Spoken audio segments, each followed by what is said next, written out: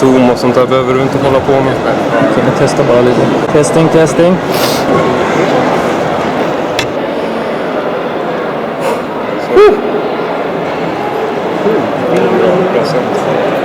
Hey everyone, this is Discjunkie and Mystepho. Yay! And you might be wondering why we're standing here in front of a bunch of trash cans. That's because we are at the 2016 annual SSGFC. That's right, the Sci-Fi... SSGFC, yeah. Scandinavian Sci-Fi. SSGFC, the Scandinavian Sci-Fi Game and Film Convention in Stockholm. And we have gone for a bit of a post-apocalyptic theme this year. Yes. And I don't think neither of us is especially a character per se. Basically just went with inspired by. So Mystepho has drawn from... I don't know. When I think Mad Max, I think this basically. Yeah. Spin around. Show us the full 360. We got like the ammo belt. This is something of a Ursäkta, får jag ta ett par bilder på er? Så jävla coolt. Absolut. Jag kan ta mig till där, men You guys, this is Tom at the control room. Where are you guys going? Hello? Seriously guys, where the fuck are they going? Don't they realize that camera is on? Does anyone have contact with Discjunkie and Mystepho? This is... What do you mean they're getting their pictures taken? We don't have time for this. Alright, so can we go commercial? Is there any... What?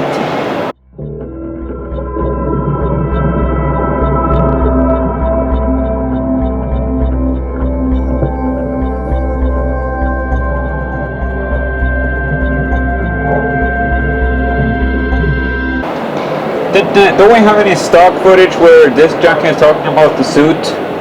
Alright, just cut to that. I don't know I don't care, Lewis. Just cut to the footage. It is a simple leather jacket which I picked up at a flea market for roughly 15 euro.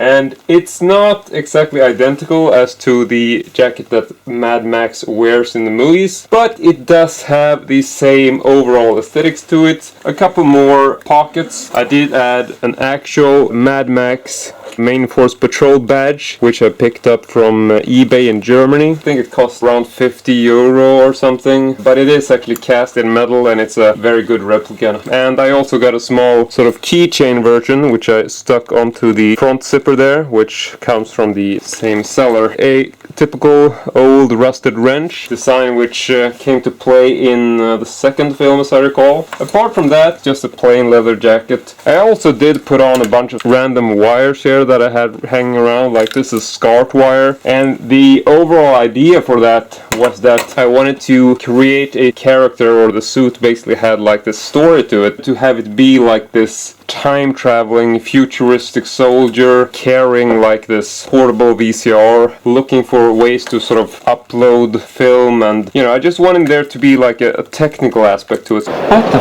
fuck is going on? Also a great flea market find. I'm guessing this comes from the Swedish army at some point, which says klorskydd, which translates as chlorine protection. I have no idea what these bags were originally used for.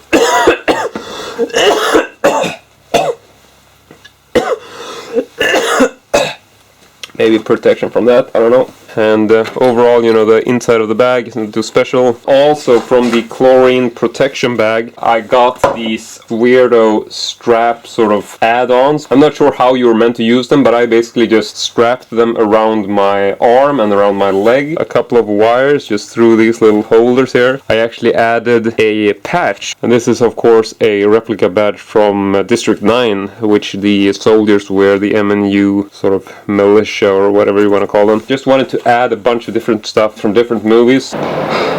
Really? Come on. Oh, come on. They're still not back? Exactly the same in terms of the base, but I wore this around my leg, and then I added simple style wrench, which you can use for removing the bolts on car wheels, which I thought was very sort of fitting, seeing as Mad Max World, you want to, be able to fix tires and stuff. I don't know, this has no real use, it's just like a handle. I think you could use it like a baton or something. Here is of course like a gasoline tap, which is, you can add to a gas can to sort of, pour gas. So figured that was also like one of these things which would sort of serve a purpose in the sort of world I was trying to create, or the character I tried to create. Here is a video copying set. It's like a typical VHS clamshell, but there's no actual tape inside. It's actually just a bunch of wires. Back in the 80s when the VCR was a new thing, you would get these wire kits that were basically just used so you could hook up two VCR sets to one another and sort of copy from Video 2000 to Video 2000 to VHS beta, and just put electrical tape around it and sort of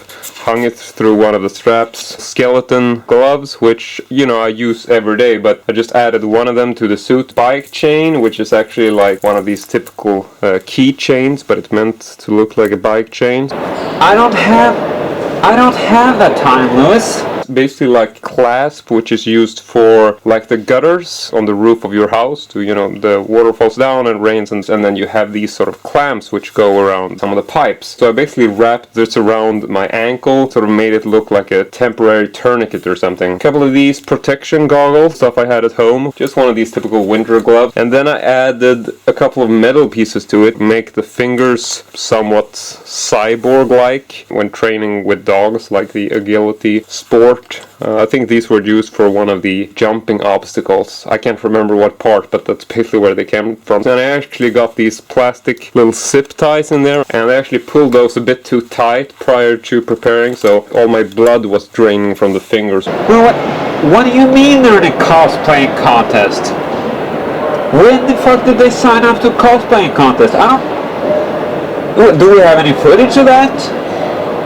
What do you mean no? We got a still frame? I can't work with a still frame, Lewis. Pair of really old headphones, which I think are broken, but I think they work very well to the suit, like they've been around for ages. It's another small detail to another world, which is of course the Dharma Initiative, the world of the Lost series. I think this was actually a promotional water bottle which I got on eBay, and then I just put water in it and I added just a pinch of Coca-Cola, and that sort of dyed the water into like this yellow brownish type color. Oh god, this is fucking ridiculous. What's that? We got them talking to Sean Patrick Flannery? Well, geez, alright, let's just cut to Sean Patrick Flannery then. I don't care. You can tell I've come from the future, so I saw a movie called The Boondock Saints, and it's just a fantastic film. And when you're single and you watch movies and you... I don't know what it's like to be single. I've read about it in books. Yeah. I've heard that. I can't recommend it. It's okay. It's not very good. But I got over that, luckily. Then you meet your girlfriend, and you're thinking like, I want to show her all these movies that you love. Yeah. Sort of educate her in the world of film, so to speak. And to kind of weed out the bad ones. Yeah, exactly. And so I actually wrote something for you. And I had to travel back to the 90s to get this. I love it. Yeah. So it wasn't too easy to come, but I did actually find an actual Swedish rental VHS copy. Damn. So this is sort of the same kind of version we bought. This is like the holy grail. There is a note inside, but I just want to tell you the story as well, because when we were watching it together for the first time, How old were you? this was in 99, so I guess I'm late teens, and we don't... You were a young pup. Yeah, and so we're watching this film, and I'm not really sure what she likes and doesn't like, but I don't know if it was, it's too much violence or whatever, but by the time we get to the cool scene towards the end, he sort of decided that we should have sex, so... I got you laid. Yeah, you got me laid. So, whether it was, acting-wise or the violence or whatever, but it's a special memory for me, so I made you a little note and signed it, so I figured, you're sitting here signing stuff all day, this might be a sort of change of pace, so... Also, I got laid during the courthouse scene. Brother. Yeah. It's the least I could do. Yeah. Do you guys have kids now? No, we don't. No. Probably don't will, Probably traveling not? and stuff, it just confuses things. Really? yeah, paradoxes. Keep an open mind, though. You know what I mean? I will. I like to finish what I started. Yeah, no. Thank you very much. You're a stud, homie. Thank you. All right, they're coming back. Just roll it, Lewis. I don't care. Okay, so where were we? Out of frame. Yeah. Anyway, I drew from nothing. Yeah. I drew from nothing. Just the Nothingness. feel of a dystopian, deserty place. Yeah. Oh, place. Yeah. Got the gas mask, self-built. Weapon. With a built-in stand. Yeah. Way to go, man. Meanwhile, I have gone for also a very mixed, mainly somewhat Mad Maxian. Sorry. Excuse me. And I have a 1980s portable. Did you say portable? Somewhat portable. Yeah, somewhat portable VCR that you could get at the local rental store. Very common and sort of an iconic item from the 80s here in Sweden. And I did remove the actual VCR because otherwise this would have weighed like a ton. So this is just an empty bag. So I'm able to sort of create a backpack just using these typical straps. A wire which is tied on. This is a old VHS case which is generally used for network broadcasts. Very sort of industrial type plastic cases. Like, you know, he would have like this ancient broadcast with him which he's trying to sort of communicate to the world. So you can see that there's actually an antenna here. So I just taped this on using a lot of electrical tape. So you can actually pull this out and, you know, gets like the full length to it. Mr. Fusion home energy reactor from the Back to the Future movies, which I just added on here and I strapped it on using like just a typical belt. Not gonna talk too much about this, but yeah, this is a replica of the Mr. Fusion prop from Back to the Future, and I made this myself using a coffee grinder. But yeah, we're gonna talk more about that in different videos. You know, it's a whole sort of mishmash of, you know, having traveled through time, sort of future soldier kind of stuff. Got the Viewmaster, bit of a throwback to Turbo Kid, if anything. I stuck some tape on here, wrote 1138 on it. A little inside joke to anyone who's a fan of Star Wars. It's actually a Super 8 branded Viewmaster, and this was actually a promotional Viewmaster for J.J. Abrams' movie Super 8. Sort of added a couple of zip ties to it and put on this antenna cable that you use for VCRs, which sort of turned it into like a necklace. Self-built weapon made from a 8mm camera and a crossbow, toy gun, etc. From the beginning I actually tried to make like a making of video to show you how this was made, and I'm just gonna play back some footage from that so you can sort of see what I mean. I really tried to sort of go through this footage and try to dismantle this 8mm camera that I had and do that on film, but this turned out to be such a ridiculously difficult process. I think I was basically out in the garage for like just 1 hour going through this camera, trying to break the fucking seal and finding all the bolts, and it's just ridiculously hard. I've never come across an item which was so fucking difficult to dismantle. Men det var fan vad svårt det var!